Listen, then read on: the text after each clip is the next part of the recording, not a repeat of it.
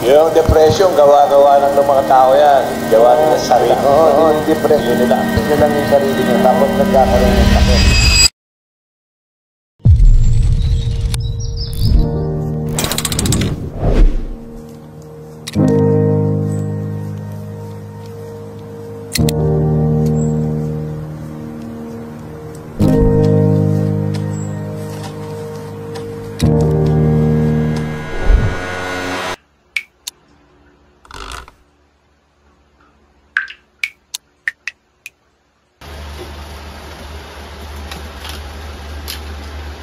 Wala, deadline na. Kailangan ko ito i-submit. Alis ka muna dyan. Alis ka dyan. Excuse me, ma. Anak, matulog ka na. May pasok ka pa bukas. Mamaya naman, may kailangan lang po ako ipasa. Sige, maya-maya matulog ka na, ha?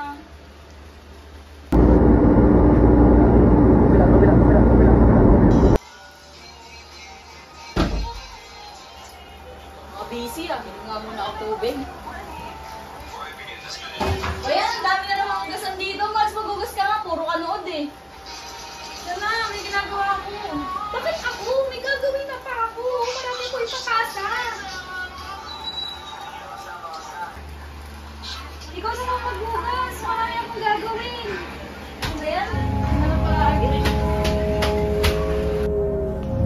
Grabe, ang bigat na ng lahat. Parang sabay-sabay na lang dumarating lahat ng problema. Di ko alam kung saan magsisimula. Parang kahit anong gawin ko, kulang pa rin. Minsan gusto ko na lang sumuko kasi nakakapagod na talaga.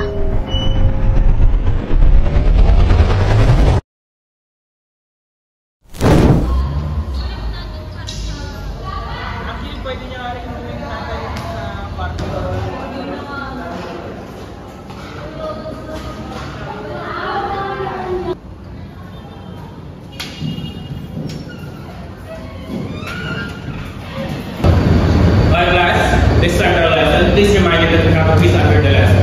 Okay?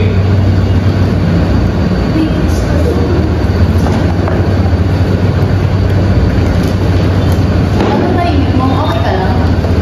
Okay lang ako naman. Lahat sila, parang kayang-kaya nila. Ako lang yata yung hindi.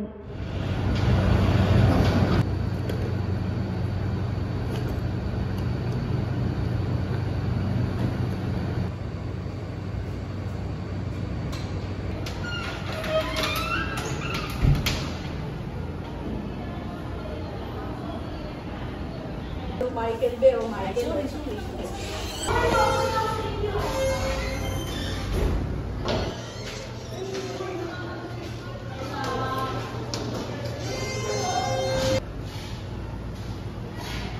Uy, ako na. Pagod na ako.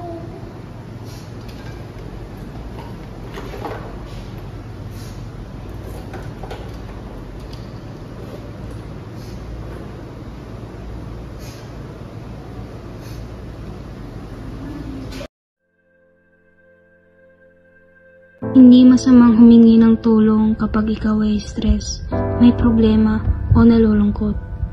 Normal lang mapagod at manghina. Ang paghingi ng tulong ay hindi kahinaan, kundi tapang na harapin ang iyong nararamdaman. Tandaan, hindi mo kailangan mag-isa. Sir, may problema po kasi ako. Hindi ko kaya sabihin sa mga kaibigan at pamilya ko.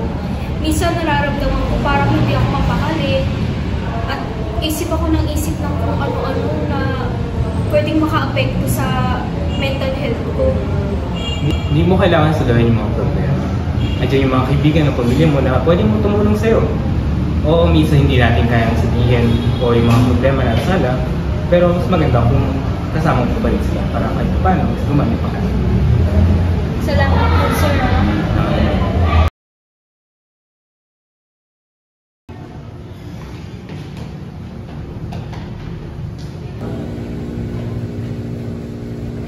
Kanina ka matulala ah. Pwede ka naman magsabi. Ayoko kasing isipin nila na mahina ako eh. Hindi ka mahina, tao ka lang. Nandito lang kami mga kaibigan mo ah.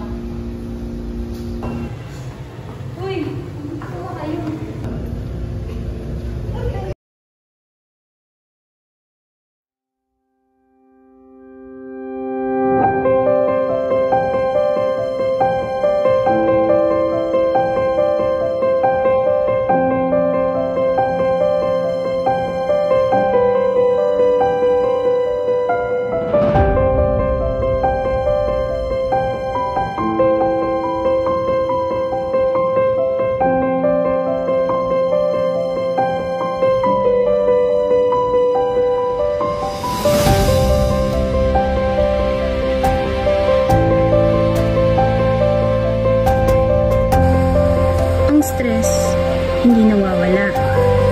Pero natutunan ko, may paraan, may makikinig, may pahinga, at may pag-asa.